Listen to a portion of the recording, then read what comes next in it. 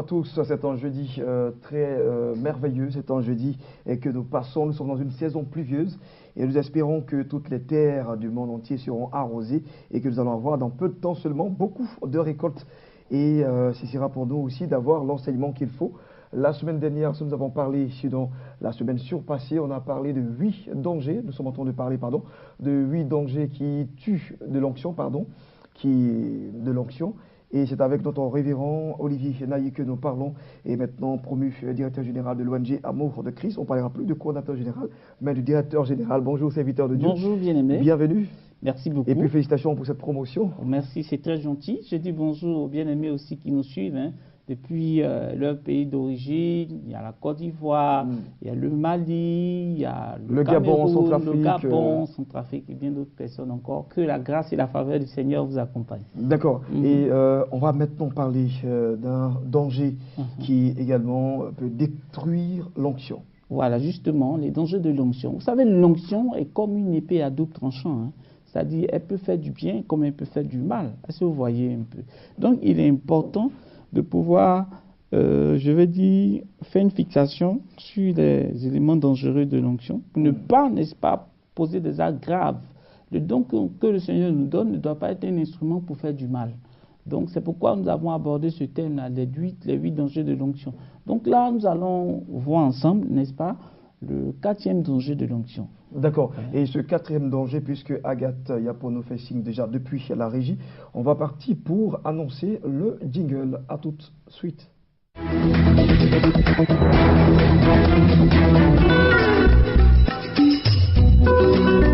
Nous abordons ici le 4e des 8 dangers de l'onction avec notre révérend Olivier Naï. Oui, effectivement, le 4e, n'est-ce pas, des dangers de l'onction, c'est le fait pour un homme de Dieu, n'est-ce pas, de ne pas considérer le domaine spécifique ou bien le domaine de l'appel du ministère de ses autres collaborateurs. Vous savez, il existe 5 ministères, le ministère de prophète, de docteur, d'apôtre, le ministère d'évangéliste et le ministère de pasteur. Et donc, parmi ces 5 ministères, il y a certains qui sont beaucoup plus en évidence, en vogue. Je veux dire, il y a le ministère de prophète, le ministère d'évangéliste et le ministère d'apôtre aussi qui ont une dimension beaucoup plus portée sur l'extérieur. Donc voilà, le prophète, facilement, il est beaucoup plus accentué dans les prophéties, les dons, les manifestations des dons spirituels. Vous allez voir que les dons de miracles, les puissances vont accompagner celui qui fait des évangélisations, qui annonce la parole de Dieu en public. Dieu l'accompagne, il dit, dans Marc 16, verset 17, il a dit, voici les signes qui accompagneront ceux qui auront cru. En mon nom, ils imposeront les mains aux malades, les malades seront guéris. En mon nom, ils feront des miracles, des prodiges et bien d'autres choses. Mais par contre, il y a des ministères, n'est-ce pas, qui ne sont pas très en vue en public, tels que le ministère de pasteur et le ministère de docteur. Donc, ce qui se passe, c'est que certains, parce qu'ils sont prophètes, ou bien parce qu'ils sont simplement évangélistes internationaux, ils ont tendance à mépriser les autres ministères, sous prétexte que eux, ils sont dépositaires de l'onction, ils manifestent la puissance de Dieu et donc les autres ne foutent rien, ils ne font rien. Moi, je pense que c'est dangereux.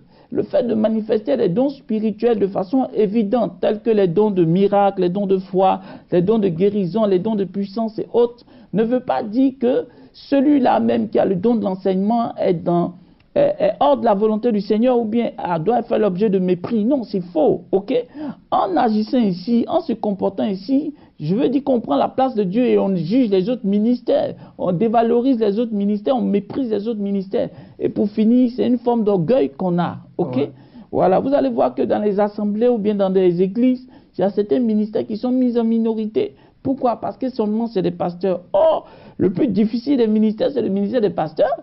Parce que changer le caractère, le comportement d'un homme n'est pas donné à n'importe qui. Un miracle, on peut le faire, mais un changement de caractère, de comportement, on ne change pas comme on change une chemise. Ça peut durer des années et des années. Est-ce que vous voyez? Et le suivi n'est pas facile. Voilà. Donc, pour être un bon pasteur, il faut être patient, il faut être doux, il faut avoir le goût de l'enseignement et puis la persévérance. C'est là le vrai ministère. Donc, il n'est pas bon de mépriser les autres ministères. Ça, c'est pas bon. C'est une forme d'orgueil. Et un oint de Dieu, véritablement, ne doit pas le faire. S'il a dans son église quelqu'un qui ne manifeste pas trop les dons spirituels, mais qui est bon dans l'exhortation, qui est bon dans l'enseignement, il doit l'exhorter, il doit l'encourager à aller dans le même domaine qu'il fait actuellement. OK? Il y a des illustrations dans la Bible qui le démontrent. Allez-y. La Bible parle, n'est-ce pas, du roi Saül, n'est-ce pas, qui avait l'onction sur sa vie. Vous savez, dans l'Ancien Testament, il y avait 3 qui avaient l'onction. Tout le monde n'avait pas l'onction. Il y avait le prophète, il y avait le sacrificateur, il y avait le roi. OK? Donc Saül, il était roi. Il avait donc une onction qui était mise en évidence puisqu'il gérait le peuple et son pouvoir était plus étendu. Qu'est-ce qu'il a fait? Il a méprisé, n'est-ce pas, l'autre ministère, le ministère, n'est-ce pas, de Samuel, qui était sacrificateur. Il s'est constitué en sacrificateur pour faire des offrandes et la Bible déclare que Dieu l'a frappé. OK? Parce que chacun a son domaine. Et il faut valoriser, il faut considérer le domaine de son prochain. C'est vraiment ce point-là que je voudrais aborder aujourd'hui pour exhorter les bien-aimés à nous suivre. Merci. Justement. Et je pense que cette illustration est éloquente parce que ça colle parfaitement avec ce que vous venez de dire.